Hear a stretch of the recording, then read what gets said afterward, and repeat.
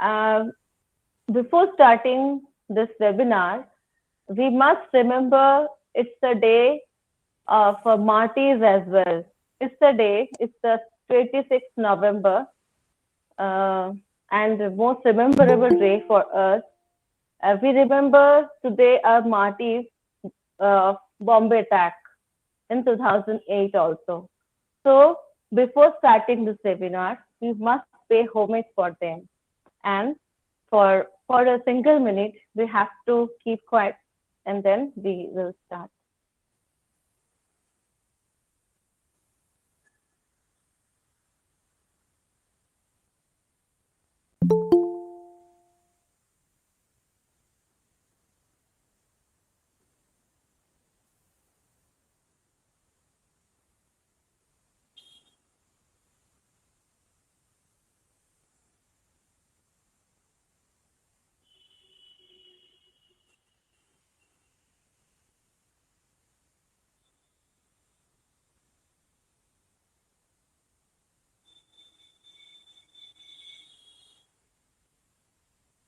Okay, thank you all. Then before starting the webinar, we must remember today is like the day of the Constitution Day, and we must read the preamble of the Constitution.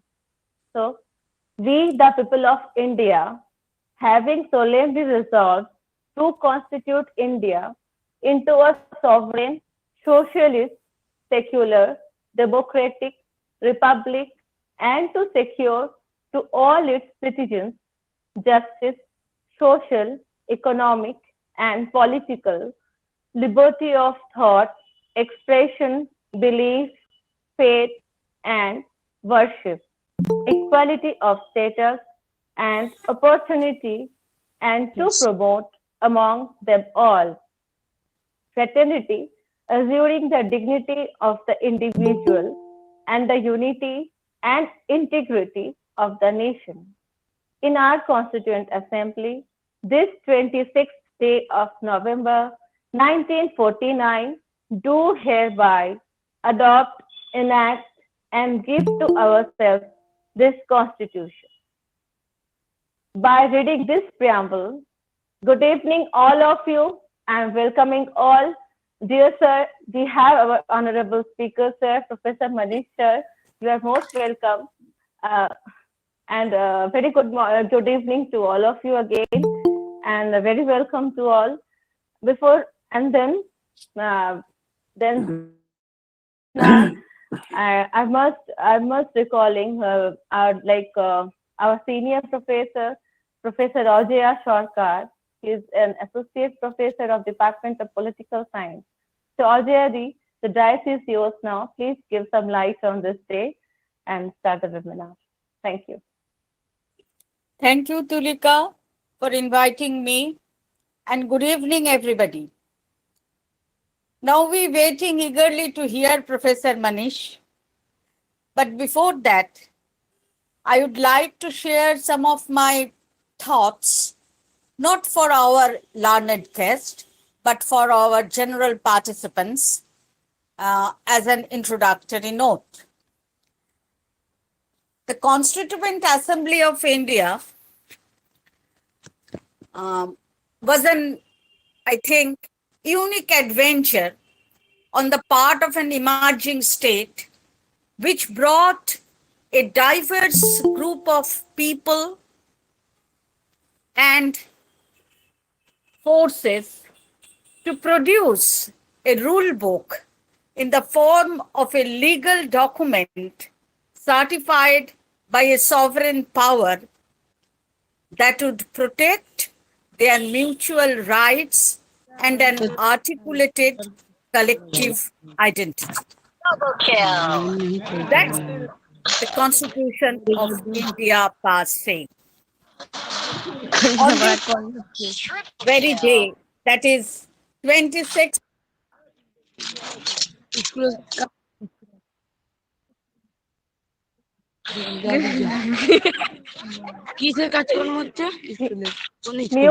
Mute yourself, please.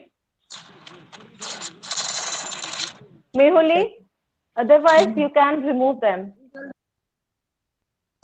Ma'am বিশালকে একটু বলুন না ma'am মাইকটা যাতে of করে। Okay. Ajay, please continue.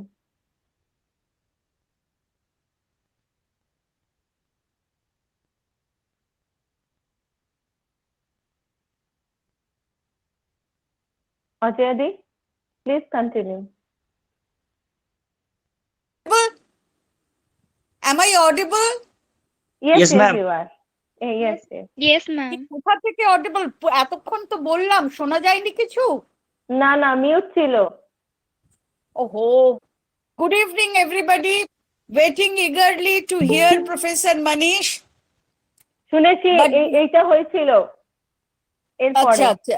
এখন হ্যাঁ হ্যাঁ The Constituent Assembly of India was an unique adventure on the part of emerging state, which brought a diverse collection of individuals and groups to produce a rule book in the form of a legal document certified by a sovereign power that would protect their mutual rights and an articulated collective identity. That's Indian Constitution per se. And on this 26th November 1949, the Constitution of India was adopted and it came into effect on 26th January 1950, which has been enthusiastically celebrated nationwide as Republic Day since then. However, respected PM Modi declared 26th November as Constitution Day in 2015, and since then it goes on. But I believe, observance of Constitutional Day is basically an academic exercise. And as a part of the academia, we are trying to live up to the expectations. But at the same time, I uphold the view that Indian Constitution at the end must be viewed as a moral legal document embodying an ethical vision for the nation as a whole. We have to protect and uphold the spirit of the Constitution from any attempt of aberration or misinterpretation by any power or people that be. Thanking you all once again, and especially Professor Manish. Over to Tulika. Thank you, Ajay, for giving us such a wonderful light on this day. Thank you so much. Now, without wasting any more time, I would like to welcome our today's honorable guest, Professor Manish. Before inviting him, I just want to give some light on his small bio. Professor Manish is a professor and dean, School of International Studies, Central University of Gujarat, Gandhinagar. He has earlier served as Associate Fellow with the Manohar Parrikar Institute for Defense Studies and Analysis, and an officer on special duty at the Government of India. He was also the head Department of International Relations, Sikkim University as well. He also holds various honorary positions, advisory board member, Atal Bihari Vajpayee Institute of Policy Research and International Studies at the Maharaja Sayajirao University of Baroda, Gujarat. He was a visiting faculty, Naval War College, Goa as well. He is a member, Board of Studies of the School of Foreign Affairs, Language and Political Economy, Rashtriya Raksha University, Gujarat, to serve the purpose. He has two popular books to his credit as well. The book has been titled Jihadis in Jammu and Kashmir, a portrait gallery, published by Sage, and The Belt and the Road Initiative, Implications for India, which has been published by Pentagon Press. So before wasting any more time, I would like to welcome Sir. Sir, please come the dais, and the dais is yours now. Sir, please carry on. Thank you, Dr. Tulika, for the invite and for a very, very kind introduction. Professor Ajay Sarkar, the NSS unit of the Bangabasi Morning College, the Department of Political Science, faculty colleagues, and my dear students. At the outset, I would like to extend my greetings to everyone on the occasion of Constitution Day. I think it's a matter of pride and great joy as India celebrates its 72nd anniversary of the adoption of a constitution. I'm also very honored to have been invited to speak today and to be able to be with you today on this occasion. As you know, the Constitution of India is not merely a set of articles and schedules. Many scholars call the Constitution a very transformative constitution. Its provisions are not just concerned with India as it is, but with the fulfillment of social and economic justice for all of India's citizens. However, as we celebrate this Constitution Day today, a question which we should be asking on this day is this: what was the largest civilizational purpose that this Constitution was supposed to fulfill? And why did India need a constitution at all? All we know, the Indian subcontinent has been incredibly rich civilization which existed and runs over centuries. Now, this civilization is a product of different ideas, diverse people, exchanges and interactions with the various regions across the globe. In 1947, as we achieved our independence from the colonial rule, and mind you, it was through peaceful means, ahimsa and non-violence, the challenge was to build a modern nation state from the great civilization which we had inherited. Even at the time of British rule, India was governed by the regulation of princely states, and thus there was a need to have a document which laid the framework for a country's political code, rules, procedures, and so on. There was also a necessity of a document which describes the fundamental rights and the duties of the citizen residing in a country so that we could flourish and add up to the overall development of the country to reach new heights. We also know that, ironically, India faced extraordinary challenge at the time of independence, including partition of the subcontinent and consequentially ensuring the safety and the well-being of millions displaced by partition of the subcontinent. This Constituent Assembly, which was created earlier for the purpose, thus, on 29th of August 1947, constituted a drafting committee to consider the draft of the Constitution. And the chairman of this drafting committee was Babasaheb Bhimrao Ambedkar. The Constituent Assembly convened to draft a constitution suited to a nation of exceptional diversity, divided by language, race, caste, and class. While doing so, the members of the Constituent Assembly drew inspiration from the experiences of other nations, including the UK, the US, Canada, Ireland, Australia, and so on. They looked both to what other nations had done well and what other nations had done poorly, and tried to create From all these different strands and all these different school of thoughts, a document which was suited to Indian conditions and Indian challenge. The framers of the Indian Constitution thus framed a constitution that actually upheld and fulfilled the cherished ideals of the people.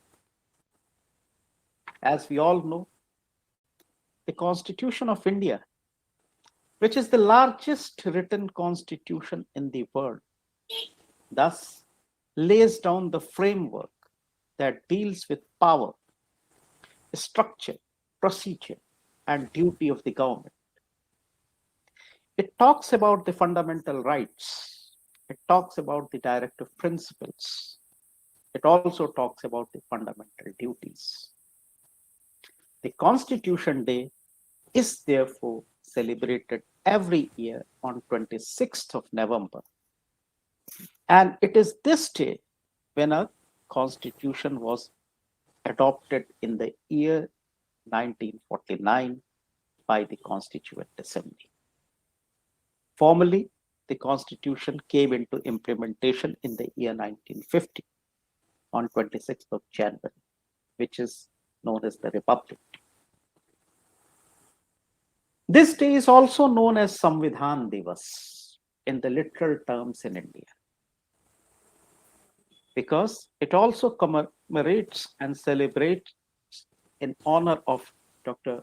Bhimrao Ambedkar, who was the father of the Constitution. It was he who drafted the Constitution with systematic research and analysis. And this is one of the reasons why our Constitution is considered to be the supreme document of India. Let me quote from the words of Justice Krishna Iyer. I quote, "The Constitution of India is not only the supreme law of the land, but it is indeed a way of life. It is this day which marks a new beginning for India as the Constitution was adopted by the Constituent Assembly." Now, more than just reflecting the nation in which we lived, the framers of the Indian Constitution, and Baba Sahib in particular, sought to create a document that would address and combat inequalities and injustice in the Indian society. The Indian Constitution prohibits discrimination by the state on the basis of religion, race, caste, sex, or the place of birth, and guarantees freedom of religion. Following the suppression of human rights and dissent by the British, the Constitution protects civil and political liberties. As we all know, the preamble to the Constitution talks about the principles, ideals, and objectives of the Constitution of India. It says that the Constitution derives its authority from we, the people of India. The preamble of India guarantees to all citizens justice, social, economic, and political. It sets up justice, liberty, equality, and fraternity as its objectives. The preamble declares India to be sovereign, socialist, secular, democratic republic. The Constitution of India ensured its citizens fundamental freedom.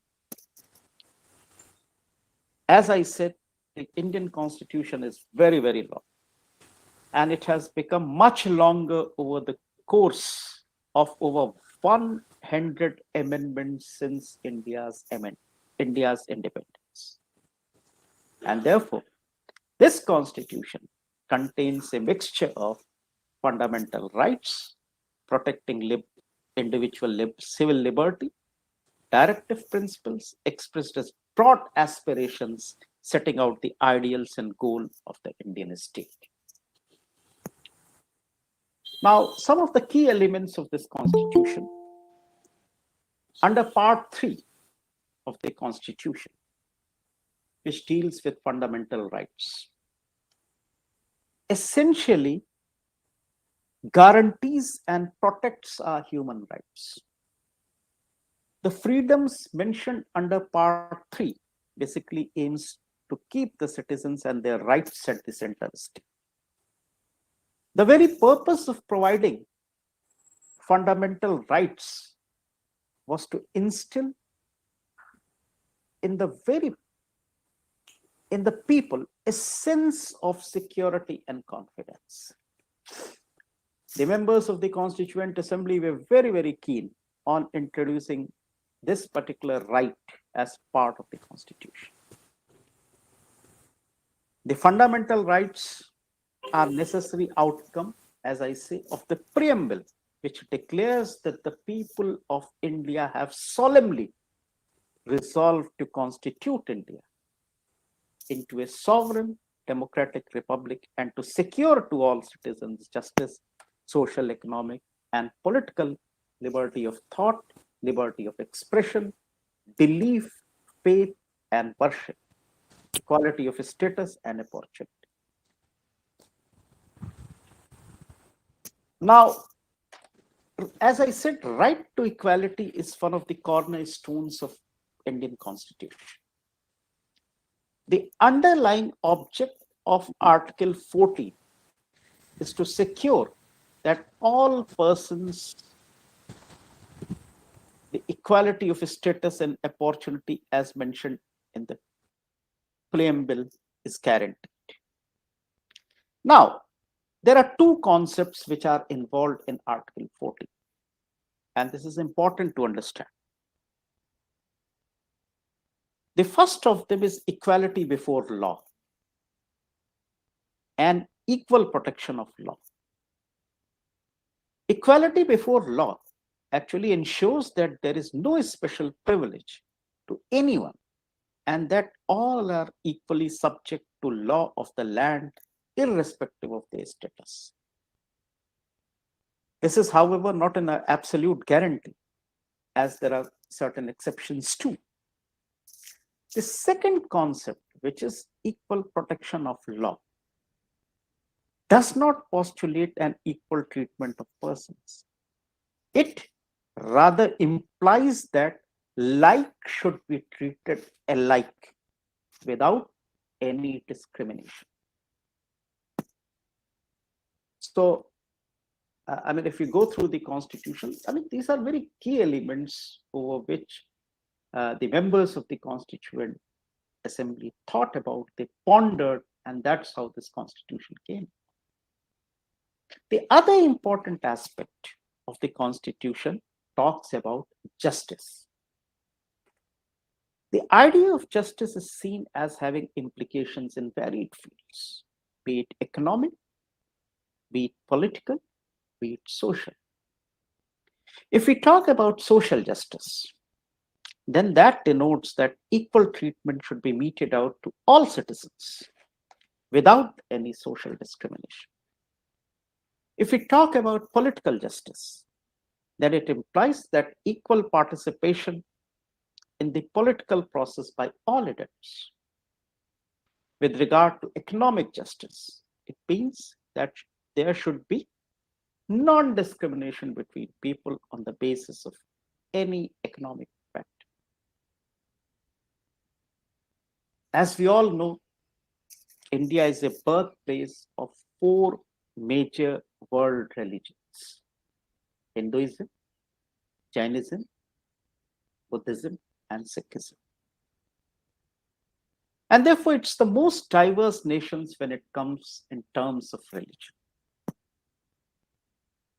And many scholars and intellectuals believe that India's predominant religion, which is Hinduism, has long been one of the most tolerant religion, one of the religion which has capacity to assimilate other cultures and religions. And therefore, the idea of fraternity also is enshrined in our constitution. The basic aim to promote fraternity while assuring unity and integrity of the nation, along with individual dignity. Fraternity, I think it's a very, very significant tool to combat the divisive factor. So it's a constitutional mandate upon the state to combat the factors which curtail religious fraternity. It is also incumbent upon the state to take positive as well as negative actions to promote fraternity. Article 25(1) of the Constitution guarantees to every person the freedom of conscience and the right to profess, practice, and propagate religion. The Constitution Day, as we celebrate today, and as we all are doing, indeed helps us to ignite the lamp of knowledge in the minds of the new generation. Precisely why this function is widely, say, celebrated in colleges, universities, and in the schools. Because it helps to ignite the lamp of knowledge in the minds of the new generation, who can understand the importance of the Indian Constitution. The new generation should respect it and also follow it religiously.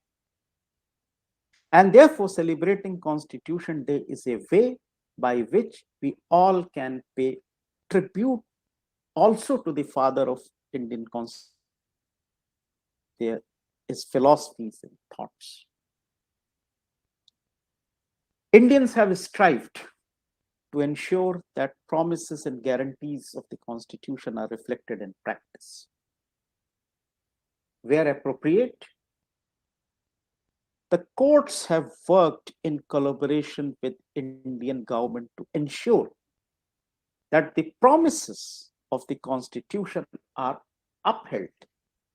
Where necessary, they have struck down the laws, policies, and even amendments to the Constitution itself, in order to uphold the basic structure of the text.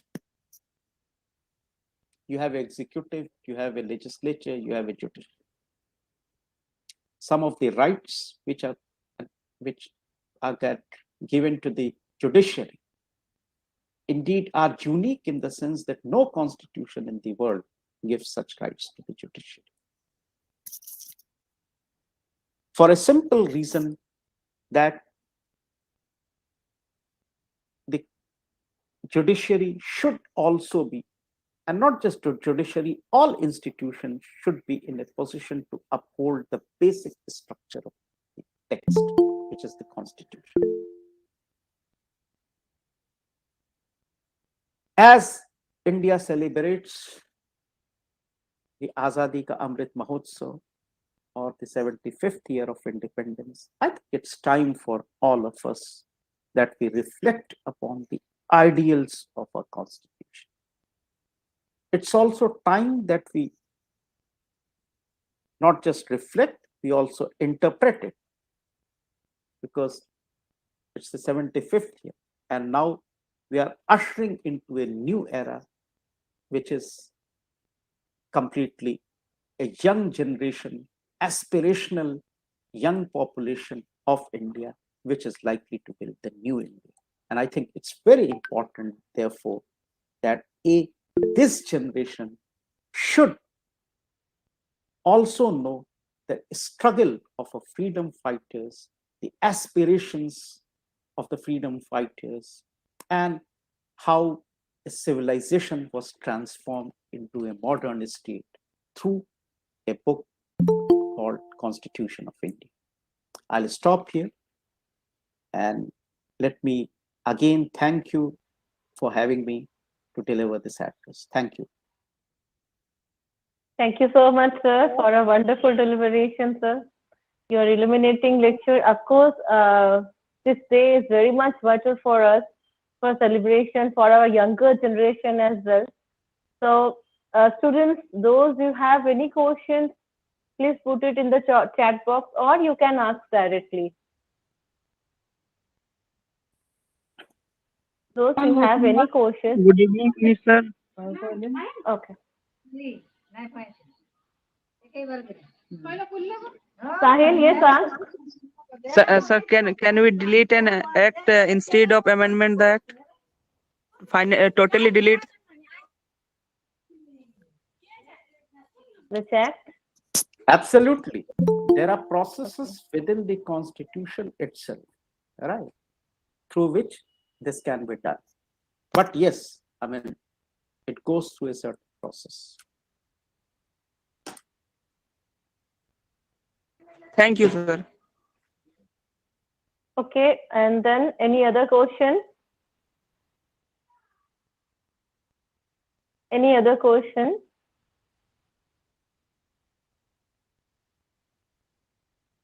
Mehuli, can you say any question in the YouTube link?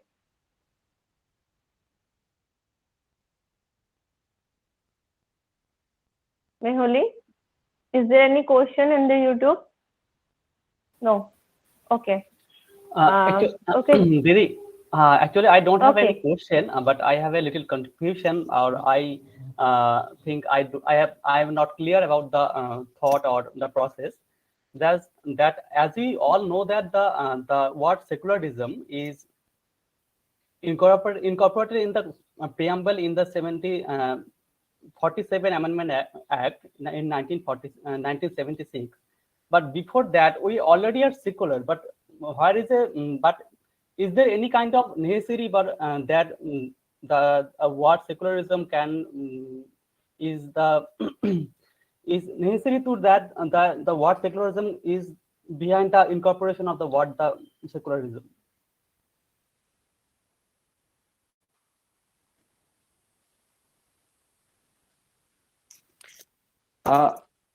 No, this came through an amendment, right, as you very rightly pointed out. But secularism in the Indian context does not mean the absence of religion.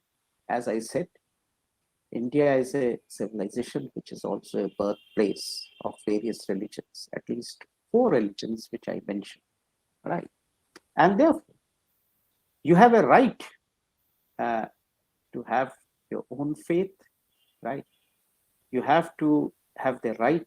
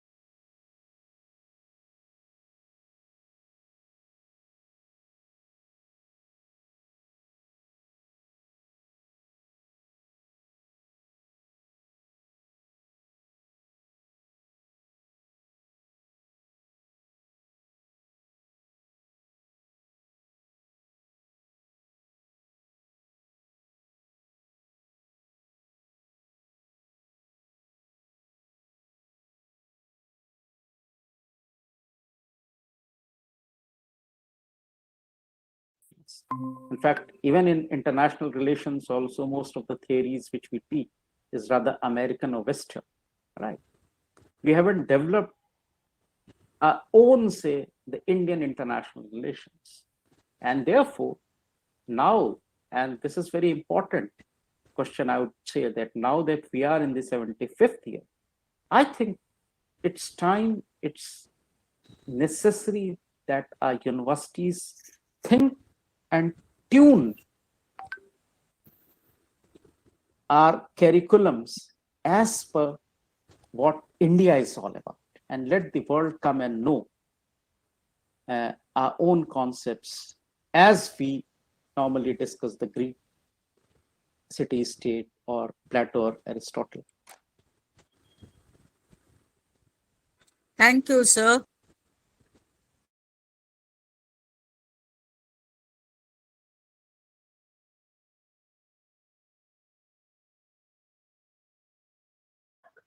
What is the basic cause as India not include secularism in its basic constitution?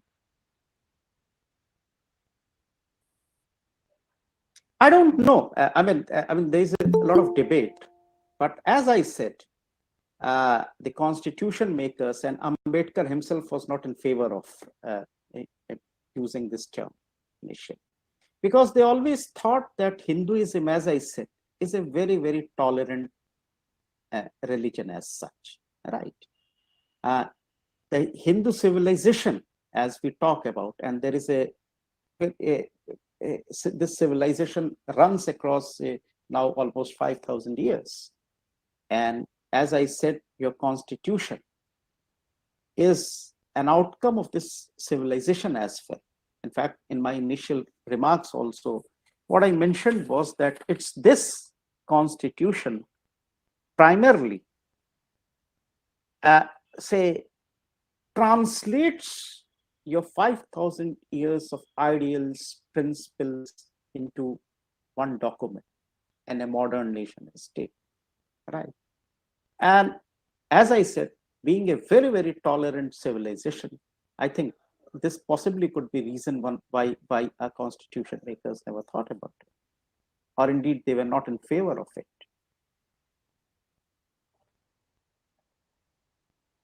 Okay, thank you, sir. Thank you so much. Hope we haven't any more questions. Do you have any more questions? Yes, ma'am. Can I ask? Sahil. Yes, ma'am. Okay, it's your last one. Yes, ma'am. Sir, as we all know, in our Constitution of India, there are 22 languages are mentioned Yes. as our national language, or no, but there are only give priorities or importance to English and little Hindi, but rather than our other languages, not we give priorities than English. Let me ask you a counter question. Is it the fault of the constitution? No, sir. It's our own. Then why should you blame the constitution for that? No, sir. I think the other countries they give their own language priorities. Who is stopping you to do that? No, sir. I think we do an amendment about that. Then because English is not our English is not our own language. Absolutely, there is no requirement for an amendment, right? Indeed, if you have followed the proceedings of the parliament today, there are various quiz competitions wherein people can participate in various languages, right? So, I mean, for all the ills, you cannot blame the constitution.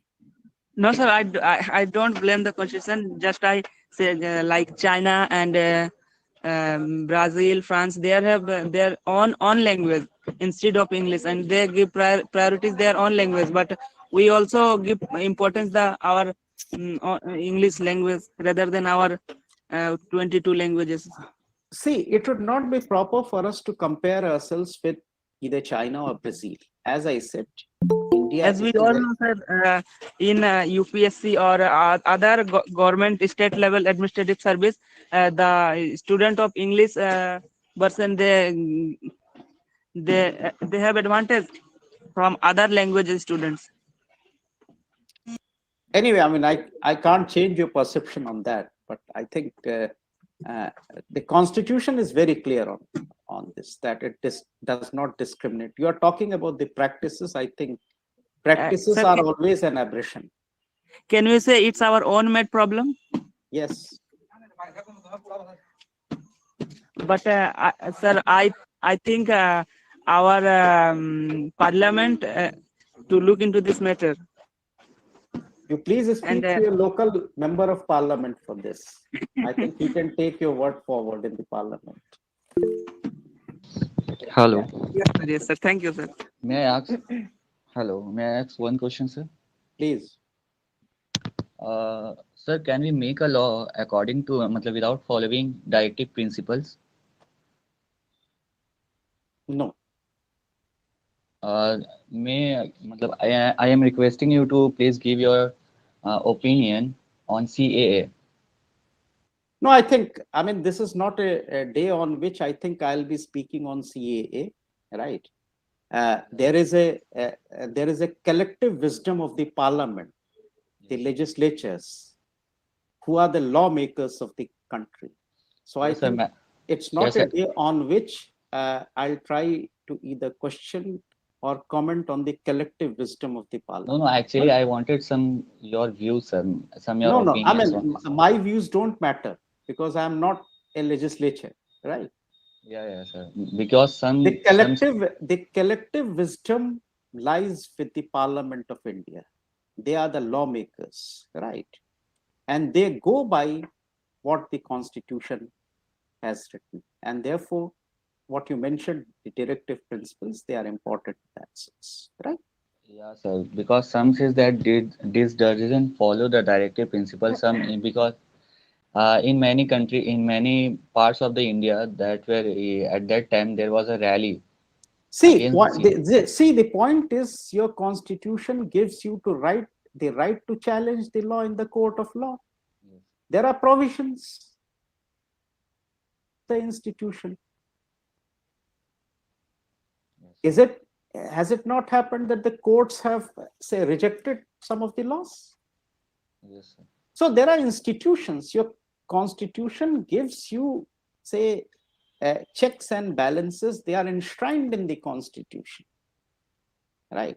So if somebody is not happy with a particular law, he can go to the court of law.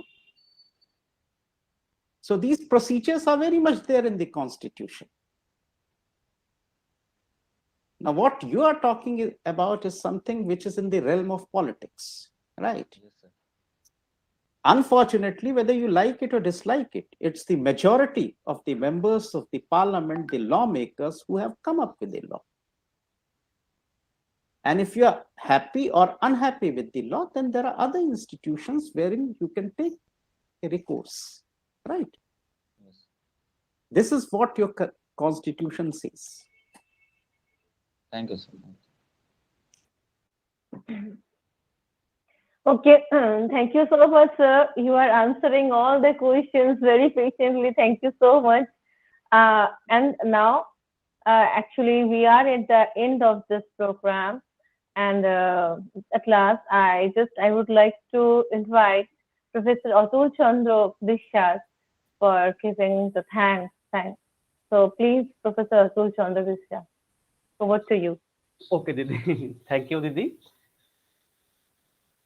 It's a matter of honor and privilege to giving a vote of thanks to all the dignitaries of this webinar. First of all, I would like to thank our eminent speaker, Professor Manish sir, for his meticulous and thought-provoking lecture. Despite his busy schedule, he has managed his time for our webinar. A word of thanks is not enough for him. Besides, I would like to thank our principal, Dr. Amitabh Dattu sir, for his continuous encouragement and support. On the other hand, I would like to thank our head of the department and NSS program officer, Dr. Tulika Chakraborty, and our beloved colleagues, Professor Ajay Sarkar and Professor Amrita Choudhury for taking the initiative to make this event more successful. Further, I would like to thank our technical team who have played the tremendous responsibility from behind the screen. Last but not the least, I would like to thank all the participants who have made this session more interesting and interactive. Thank you all. Over to you, Didi. Thank you, Atul, for giving the wonderful Thanksgiving. Thank you, sir. Thank you. Actually, we are privileged. We are privileged to have having you also at this age. So thank you, sir, and welcome again, sir. And in future also, we can do more. We can think about more things, more initiative we can take. Thank you for having me, and I'll be very happy to participate in your events. Right, and thank you all for very nice questions, very thought-provoking questions. But I must say today is a day of celebration. So let's celebrate our Constitution today. I think with this, Exactly. thank you all, and we'll meet again. Yeah, thank you. Thank you, sir. Thank you. Thank you all. Thank you, sir. And Thank you, thank sir. you all participants. Thank you. Thank you, ma'am. Okay.